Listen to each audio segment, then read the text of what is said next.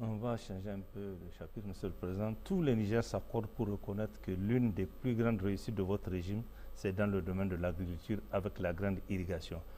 Pouvons-nous avoir quelques indications et surtout quelles sont les perspectives qui s'offrent à notre pays? Je commencerai par la dernière interrogation. Les perspectives qui s'offrent à notre pays sont belles. En moins de 2 ans d'expérimentation, la grande irrigation a fait ses preuves. Quand nous étions arrivés, à quoi avions-nous fait face?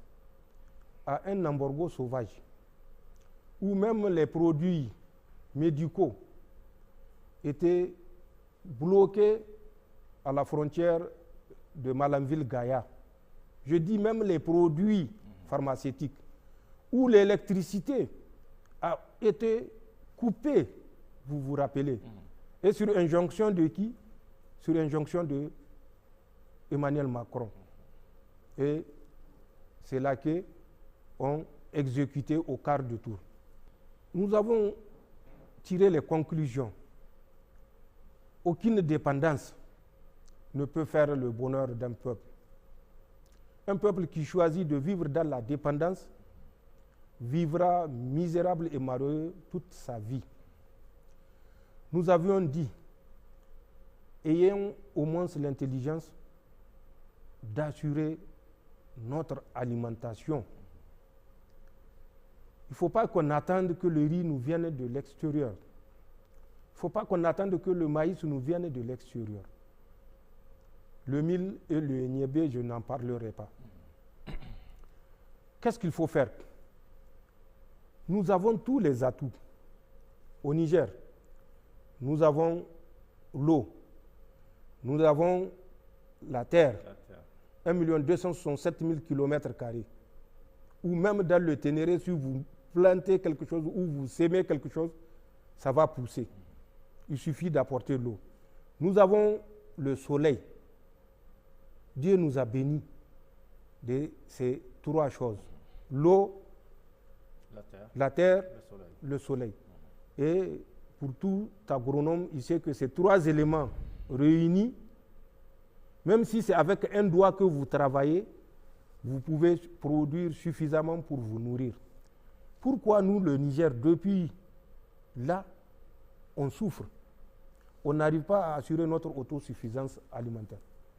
Nous avions échangé avec le génie rural, avec l'ONAHA, avec le ministère de l'Agriculture, avec la directrice du Fonds de solidarité. Il y a eu plusieurs présentations de projets pour qu'on voit ce qu'on peut faire et qu'au bout de 5 ans, nous, on avait pris 5 ans, qu'on soit autosuffisant. Mais il y a un investissement qu'il faut faire. Or, c'était tout, sauf ce qu'on disposait. L'investissement, c'est ce qu'on manquait. Mais on ne manquait pas d'initiative, on ne manquait pas d'énergie et on ne manquait pas aussi de débrouillardise. Nous avons dit, bon, nous allons développer un programme de grande irrigation qui va consister à réhabiliter à peu près, je crois, une dizaine de milliers d'hectares existants. Donc, on va les réhabiliter. On va aménager une vingtaine de milliers d'hectares nouveaux. Au total, au bout de 5 ans, l'objectif était de mettre à la disposition des Nigériens à peu près 40 000 hectares. Sinon, c'est 39 600 et quelques. Donc, à peu près 30 000 hectares. Et c'est ce que nous avons commencé à faire, à réhabiliter l'existant.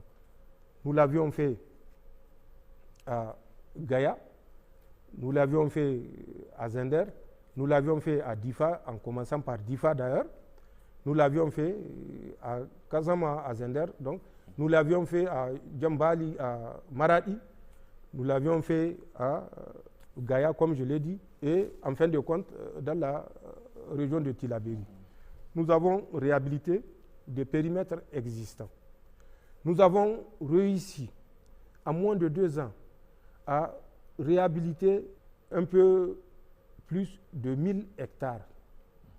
Nous avons réussi, vous l'avez vu récemment, dans l'Aïr, l'Iraser, à faire, puisque ce n'est pas de la réhabilitation.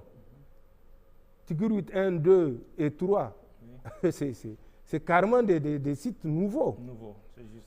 Donc, en fin de compte, pour les sites nouveaux, nous avons pu réaliser au moins 8000 hectares comme ça, ou un peu moins. Donc, ce qui nous a donné cette capacité de produire et en périmètre et hors périmètre suffisamment de riz pour que déjà la première année de mise en application, puisque nous avons commencé le 20 mars 2024, oui. Donc déjà la première année, vous l'avez suivi avant-hier, ce qui s'est passé au stade voilà. La mise en vente de plus de 40 000 sacs. Donc nous avons été agréablement surpris de tourner le dos au déficit alimentaire. Le riz est disponible, le mil est disponible, le maïs est disponible et défiant tout prix ou toute concurrence actuellement disponible. Ça, c'est la grande irrigation. Ça, c'est pragmatique. Ça, c'est visuel. C'est ce que nous avons réussi à faire dans la grande irrigation. Nous avons réhabilité 9 sites. Nous avons identifié 81 nouveaux sites et que nous avons commencé à aménager.